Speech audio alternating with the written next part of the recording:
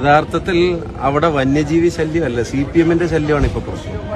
ആ പദ്ധതി കോൺഗ്രസ് നടപ്പിലാക്കരുതെന്നാണ് CPM ആഗ്രഹിക്കുന്നത്. കാരണം തെരഞ്ഞെടുപ്പ് അടുക്കുമ്പോൾ ചെയ്തതൊന്നും കാര്യമായിട്ട് ജനങ്ങളോട് പറയാനില്ല.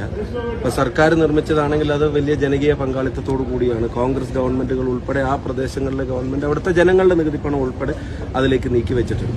ഇപ്പൊ കോൺഗ്രസിന് എക്സ്ക്ലൂസീവായി ഇത്തരം ഒരു കാര്യം ചെയ്തു കൊടുത്തതിന്റെ ഒരു അഡ്വാൻറ്റേജ് കോൺഗ്രസ് പറയാൻ പാടില്ല, അല്ലെങ്കിൽ കോൺഗ്രസിന് അങ്ങനെ പറയാനൊരു സാഹചര്യം കിട്ടരുതെന്ന് ആഗ്രഹിച്ചു. ആദ്യം അവർ വിചാരിച്ചാൽ അത് അങ്ങനെ തന്നെ നടന്നോളൂ എന്നുള്ളത്. ഇപ്പൊ ഭൂമിയൊക്കെ രജിസ്റ്റർ ചെയ്തപ്പോൾ അവിടെ ഒരു അസ്വസ്ഥത തുടങ്ങിയിട്ടുണ്ട്. ഞാനൊരു കാര്യം ചോദിച്ചോട്ടെ, ഇപ്പം എന്നെ ഇപ്പോൾ ഇവിടുത്തെ MLA പ്രിയപ്പെട്ട അഡ്വക്കേറ്റ് സിദ്ദീഖ് MLA ഒരു കാര്യം കാണിച്ചു തന്നു. ഞാനിപ്പം അദ്ദേഹത്തിന്റെ ഇതിൽ നോക്കുമ്പോൾ എൽസ്റ്റൺ എസ്റ്റേറ്റിൽ വീണ്ടും പുലി എന്ന് ദേശാഭിമാനി കൊടുത്ത വാർത്തയാണ്.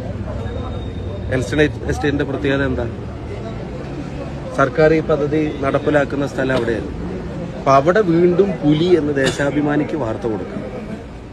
എന്നിട്ട് ഹൈവേയിൽ നിന്ന് ഏരിയൽ ഡിസ്റ്റൻസ് വെറും 100 മീറ്റർ മാത്രവും നടന്നാൽ വെറും 250 മീറ്ററിന്റെ താഴെയുള്ളൊരു സ്ഥലത്ത് അവിടെ ഒരു ക്രൈസ്തവ സന്യാസിനി മഠം ഉൾപ്പെടെ വീടുകളും റിസോർട്ടുകളും ഒക്കെ ഉള്ള ഒരു സ്ഥലത്ത് 3.5 ഏക്കറോളം ഭൂമി കോൺഗ്രസ് കണ്ടെത്തി അതിന്റെ രജിസ്ട്രേഷൻ പൂർത്തീകരിച്ച് എൻവയറൺമെന്റൽ എഞ്ചിനീയറിംഗ് ടീം ഉൾപ്പെടെ ഹൈഡ്രോളജിസ്റ്റ് ഉൾപ്പെടെയുള്ള ആളുകൾ അവിടുത്തെ എല്ലാ കാര്യങ്ങളും ശാസ്ത്രീയമായി പഠിച്ച് ഒരു സെൽഫ് സഫിഷ്യന്റ് ആയിട്ട്